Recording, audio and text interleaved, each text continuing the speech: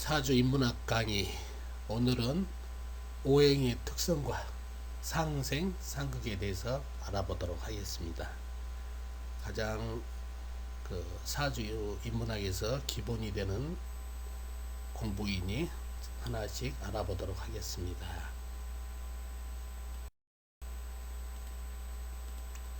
오행의 특성. 자, 오행이 뭐였죠? 나무, 불, 흙, 그 다음에 쇠, 물, 이렇게 5가지 오행이 있죠. 이 오행에는 전부 다 특성이 있습니다. 물론 나중에 이제 사주를 깊이 알게 되면은 사주 전체를 보고 따져봐야 되지만은 기본적인 그 특성이 있다는 얘기죠. 오행에 하나하나 알아보도록 하겠습니다. 나무, 그림 보이시죠? 상록수. 이 나무는 흙에 뿌리를 내리면 변함없이 꾸준하게 자라는 것이죠. 나무가 자라니 그 나무에 새들은 집을 짓고 비를 막아주고 꽃이 피니 열매도 맺고 그 열매를 온 생명체가 먹게 되는 거죠. 그 열매의 씨앗은 다시 나무를 만들고 대지에 녹음을 주며 맑은 공기를 선사합니다. 이런 등등. 즉 나무는 포용력이 있다는 얘기죠. 하다못해 자신을 잘라서 공책도 만들고 책상 의자도 만든다. 아낌없이 준다는 얘기죠. 그래서 나무는 포용력 또는 어지린자, 어지린자를 표명하고 있습니다. 그래서 나무의 특성은 이러한 것을 아낌없이 준다. 포용력이 있다. 이렇게 보시면 됩니다. 다음은 불. 불 보이시죠? 타오르는 불. 화끈한 면이 있습니다. 이 불 모양 보면은 화끈하잖아요. 타오르는 게. 그래서 치사한 거는 질색으로 생각합니다. 이 불은. 뒤끝도 없고. 이 불이 확 타지만은 뒤에는 사그라들면은 뒤끝이 없다는 얘기죠. 또 약자에게 배려를, 강자에게는 당당히 설 수 있는 그런 기질을 갖고 있다는 얘기예요. 불이. 그래서 A를 저버리지 않습니다. 그래서 불을 A라고 그럽니다. 다음은 흙. 땅은 대지는 온갖 생명체가 밟고 살죠. 사람도 밟고 동물도 밟고 또 식물들이든 나무든 거의 다 뿌리를 내리고, 그래서 온갖 음식을 땅에서 구할 수 있고 땅 속에는 5천여 종의 생명체가 살고 있답니다. 땅을 믿고 말이죠. 그래서 흙은 그 믿음을 뜻합니다. 그리고 흙은 종교성을 나타내기도 하죠. 그래서 흙을 믿을 신자를 써서 믿음을 뜻하는 글자가 오행이 흙이 됩니다. 다음은 쇠, 금, 총, 땡크, 칼. 강인함이죠. 쇠는 강인함을 표현합니다. 강인하면은 의리로 표현되죠. 그러므로 군경, 사법계, 운동소수, 때로는 조직폭력 등을 표현하기도 하죠. 저 위에 그림에 보시든지 총칼, 땡크, 위계질서, 강인함. 그래서 강인함은 바로 의리가 표명되기 때문에 의리를 표현하는 게 셉니다. 그 다음에 물. 물은 흐르기 마련입니다. 찰랑찰랑 물결도 이르죠. 그러므로 말이 많고 대화를 좋아하고 사람 사귀기를 좋아합니다. 늘 변함없이 움직이는 물이기에 사고를 늘 갖고 있다는 얘기예요. 사고라는 게 생각한다는 얘기죠. 그 사고가 생각하는 게 지혜로움을 생산한다는 얘기죠. 그래서 물은 지혜로움, 항상 생각을 많이 하고 또 말을 좋아한다는 얘기죠. 대화를. 그래서 물을 그 지혜의 상징으로 말하고 있습니다. 지. 예. 다음은 오행의 상생에 대해서 알아보도록 하겠습니다. 우주 만물이 음과 양으로 상생을 유지하면서 살고 있지요. 물론 모행도 서로 상생을 한다면 좋겠지요. 그러므로 자연 환경이 잘 보존되며 모든 생명체가 살기가 좋게 되겠고요. 사주 안에서도 음과 양 그리고 오행이 상생 관계를 잘 유지해야 그 흐름이 좋고 인생 흐름도 좋게 됩니다. 그래서 오늘은 오행이 상생이 어떻게 되는지를 알아보도록 하겠습니다. 자, 나무는 불을 생합니다. 불은 나무가 있어야 땔감이 있어야 잘 일어나겠지요. 되도록이면 마른 나무일수록 불이 잘 일어나며 쪼개주면 불은 더 좋아하겠죠. 그래서 불은 나무가 있어야 잘 탄다. 그래서 목생화라고 그러죠. 그 다음에 불은 흙을 생합니다. 화생토. 땅은 따뜻한 온기가 있어야 돼요. 또 나무를 넣은 불이 다 타고 남으면 재가 되죠. 그 재가 흙에게 영양분을 준다는 얘기죠. 또 흙에게 화하게 돼서 흙으로 변하게 된다는 얘기죠. 그래서 화생토다. 자, 흙은 토생금. 흙은 쇠를 생한다. 토생금. 쇠는 땅속에 잘 간직돼야 합니다. 밖으로 내버려지면 변질되고 말거든요. 그러므로 흙은 쇠의 어머니인 셈이죠. 그래서 토생금이다. 다음 금생수. 물에는 쇠기운이 있어야 막죠. 유명한 약수터에 가서 물을 마셔보면 쇳내가 나곤 하죠. 그래서 쇠는 물을 막게 한다. 그래서 물의 어머니는 쇠다. 그래서 금생수. 다음은 물은 나무를 생각한다. 나무 수생목. 나무야 당연히 수분을 먹고 자라야 되겠죠. 그래서 위의 상생은 사주팔자의 통관력과도 맞게 된답니다.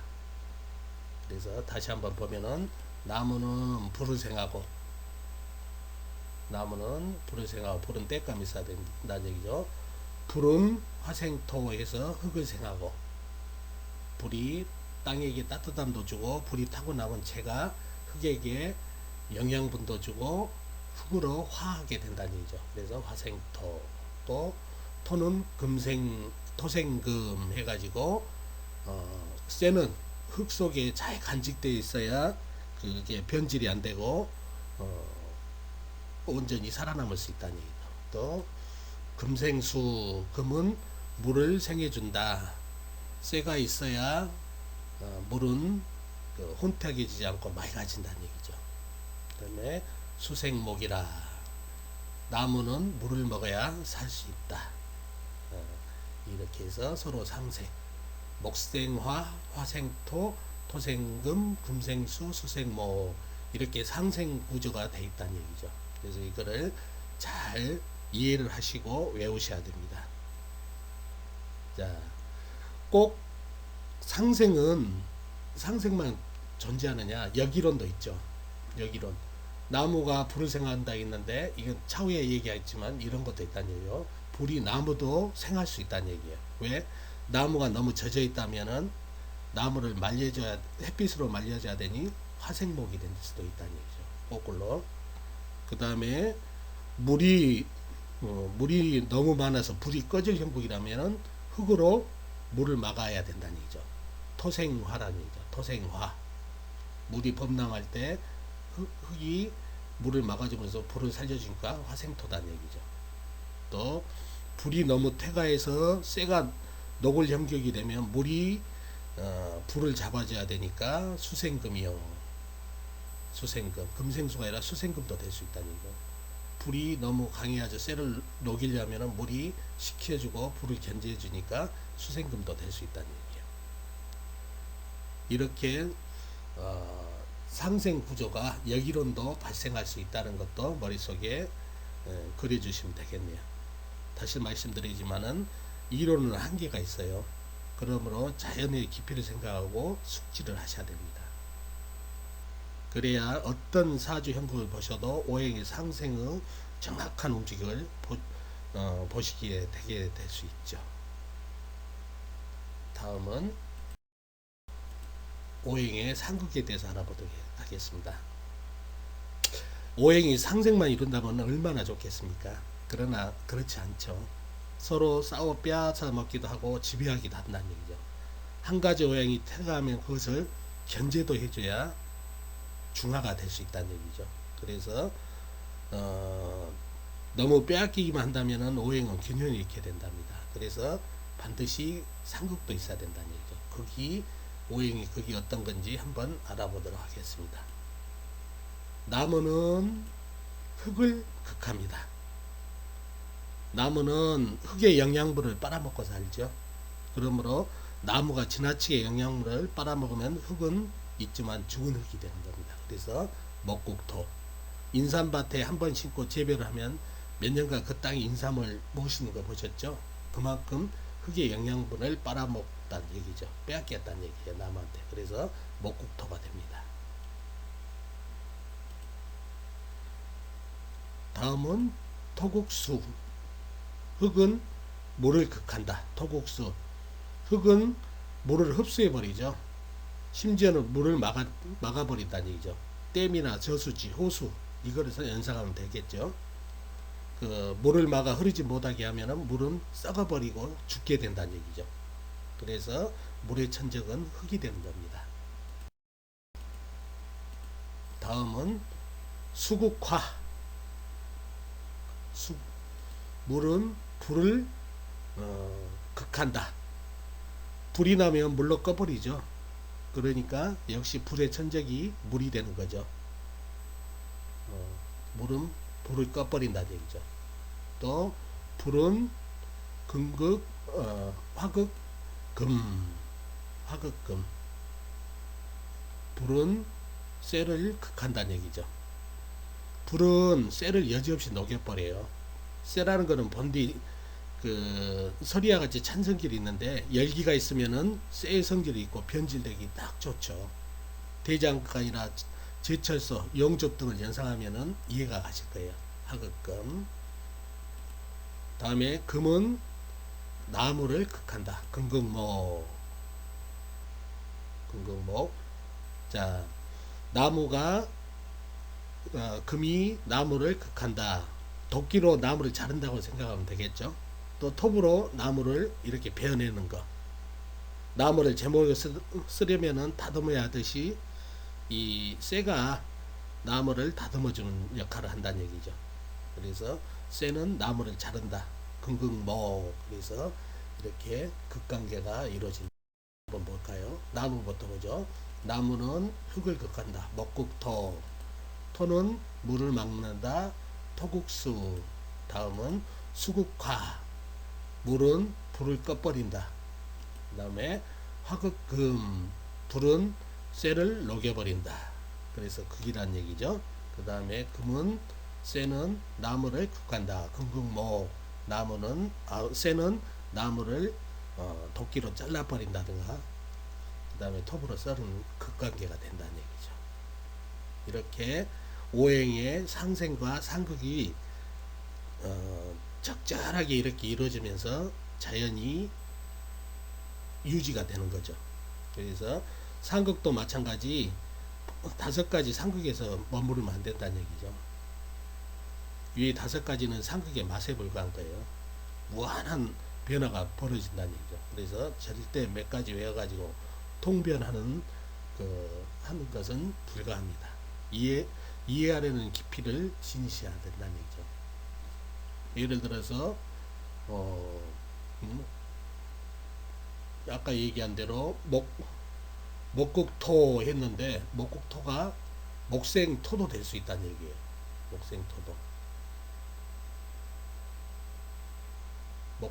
될 수 있다는 얘기죠. 또 수국화가 될 수 있지만은 수생화도 될 수 있어요. 수생화도. 예, 수생화도 어떤 경우냐?